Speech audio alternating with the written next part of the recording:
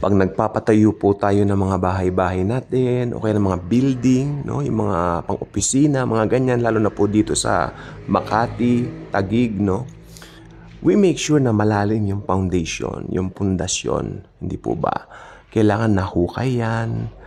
Marami para maging matibay sa mga lindol, maging matibay sa pag-uga, mga ganyan, no po. Ngayon, lalo na po sa buhay po natin. Lahat po ng tao sa mundo, kung ilang bilyon na po ang mga nabuhay na tao dito sa mundo, iilan lang po ba yung nakatuklas o nakadiscover na iisa lamang po ang totoong pundasyon? Walang iba kundi si Lord Jesus Christ. Pag siya ang pundasyon ng iyong buhay, alam mo, nababatid mo, na yung mga iba na inaakala ng mundo na matibay na pundasyon ay hindi nga po palang matibay na talaga. Sapagkat kay Jesus Christ lamang po ang tunay na matibay na sandigan. May awitin po nung kami lumalaki bilang mga bata, no? Si Kristo ang sandigan, hindi magigiba. Sing lakas ng, hindi magigiba, mga ganon. I truly love that song.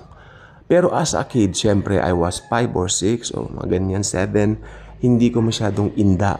I just love to sing it with my friends. Pero, apang nakikita mo yung katotohanan ng, yes, Jesus is the real foundation of everything, masarap siyang awit-awitin. Hindi na po siya pambata na hymn or something. It's something na applicable sa buhay ng bawat mananampalataya ng Panginoong Jesucristo. I should say, buhay na mananampalataya ni Jesus. Sapagkat yung mga hindi mananampalataya, hindi nila alam ang totoong foundation. The true foundation is Jesus Himself. Kaya halimbawa, mayaman ka, marami kang pera, yung foundation mo doon lang nakaangkla o doon mo lang binabase, mahinang foundation yan. Pwede yang mawala, pwede yang masunog, pwede yang, minsan ang iwanan mo. Kung ang foundation mo naman ay inilalagay mo doon sa mga na-attain mo, doon sa mga degree mo, sa natapos mo, sa title mo, mahinang foundation po yan.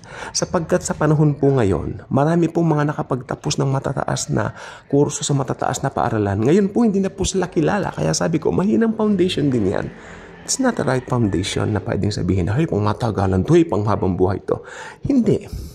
Only Jesus is the real foundation that will last forever. Kung alam mo yan, congratulations. Jesus is the true foundation. Pag si Jesus ang foundation mo, ugain ka man ng mga pagsubok sa buhay, hindi ka mauuga. Araw-araw po tayong niyuyugyug ni Satanas. Tayong mga born-again Christian, tayo po yung target ni Satanas. Hindi naman niya tatargetin ng mga unbelievers sapagkat yung mga unbelievers, they belong to Him. Ang mga unbelievers, hawak ni Satanas yan. Hindi niya uugain yan. Ang uugain ni Satanas, yung mga kaaway niya. Tayo po yun, ang mga born-again Christians. Sapagkat bilang born-again Christians, tayo po, we belong to Jesus.